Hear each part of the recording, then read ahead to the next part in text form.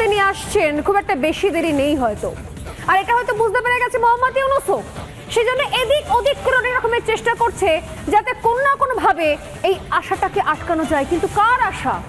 শেখ হাসিনার। বাংলাদেশের ৮০% লোক তারা বাংলাদেশের উন্নয়ন চায়, যে উন্নয়ন ভারতবর্ষের প্রত্যক্ষ সহযোগিতায় শেখ হাসিনা ওয়াজেদ করেছেন। একে এই অবৈধ সরকারকে সরাতে হবে। বৈধ সরকার ফিরবে নিরপেক্ষ নির্বাচন। এরা এখানে আমাদেরকে চুলকাতে আসছে, চুলকাতে আসবেন না।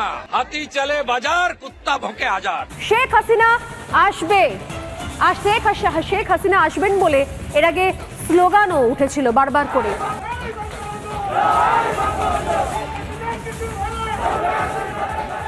রাজপথে নামার ঘোষণা দিয়েছে আওয়ামী লীগ। ফেব্রুয়ারির শুরুর দিন থেকে হরতাল, অবরোধ সহ বিভিন্ন কর্মসূচি দিয়ে জনতার অভ্যুত্থানে ক্ষমতাচ্যুত হওয়ার ৬ মাসেরও বেশি সময় পর মাঠে থাকার ঘোষণা দিয়েছে দলটি। বাংলাদেশের সেনাবাহিনীতে গ্রুপিং এবং সেনা অভ্যুত্থানের আশঙ্কা দেখা দিয়েছে। এরপর ব্যাপক ধরপাকড়ের মুখে অনেকটা চুপসে যায় আওয়ামী লীগ। আওয়ামী লীগকে তুচ্ছ তাচ্ছিল্য করে নতুন প্রজন্মের যারা বিভিন্ন সময় বিভিন্ন ধরনের বক্তব্য, বক্তৃতা, বিবৃতি দিয়ে জাহির করছেন নিজেদেরকে, তাদের জন্য খুব খারাপ সময় আসতেছে সামনে। শেখ হাসিনা বাংলাদেশের রানিং প্রধানমন্ত্রী হিসেবে বাংলাদেশে আসবে এবং এইটা মোটামুটি বাংলাদেশের সেনাপ্রধান এবং ভারতের সেনাপ্রধানের মধ্যে দ্বিপাক্ষিক কয়েকটা আলোচনা ইতিমধ্যে হয়ে গেছে। আমি জানতাম যে ঠিক এমন কিছুই ঘটবে, আর এটা আমার না, মনে হয় যে বাংলাদেশের এই মুহূর্তে যাদের একটু চিন্তা করার মতন শক্তি আছে তারাও বুঝতে পারছিলেন যে এমন কিছুই ঘটবে। সরকারের পদত্যাগের দাবিতে কাল থেকে সারা দেশে ৪৮ ঘন্টার হরতাল বিক্ষোভ মিছিল শুরু করেছে ঢাকা উত্তর আওয়ামী লীগ।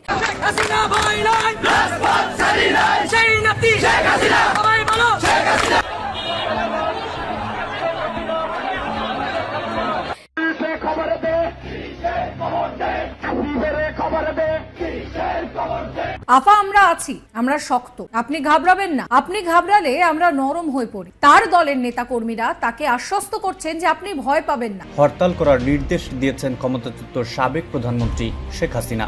সেনা প্রধান জেনারেল ওয়াকারুজ্জামান হঠাৎ করে সেনাবাহিনীকে প্রস্তুত থাকার কথা বললেন। কি কারণে হঠাৎ করে সেনাবাহিনীকে প্রস্তুত থাকার জন্য, রাষ্ট্রের জন্য জীবন দিতেও প্রস্তুত যেন থাকে, এই কথাটা হঠাৎ করে কেন বললেন?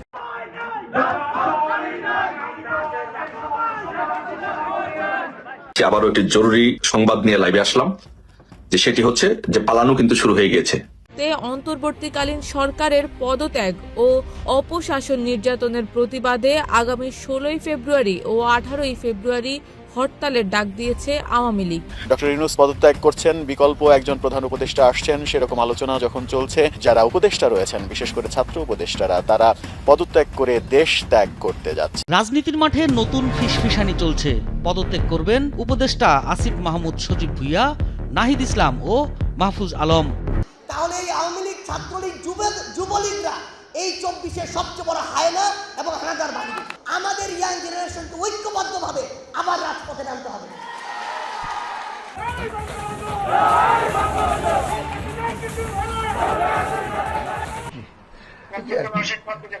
আবার এই নাম্বারটা আমার, আপনি সেভ করে রাখেন। এই নাম্বারটা আমার জাহাঙ্গীর। ঠিক আছে, আপনি ঘাবড়াইয়েন না, আমরা আছি শক্ত, আমরা শক্ত আছি না, আপনি ঘাবড়াইলে আমরা নরম হয়ে পড়ি। রাজধানী পল্টন, গুলিস্তান, শাহবাগ, ধানমন্ডি, মিরপুর সহ বিভিন্ন গুরুত্বপূর্ণ এলাকায় আওয়ামী লীগ ও ছাত্রলীগের বিশাল মিছিল অনুষ্ঠিত হচ্ছে। প্রতিনিয়ত বিক্ষোভকারীরা ইউনূস সরকারের বিরুদ্ধে স্লোগান দেয় এবং সরকারকে অবিলম্বে পদত্যাগের আহ্বান জানায়।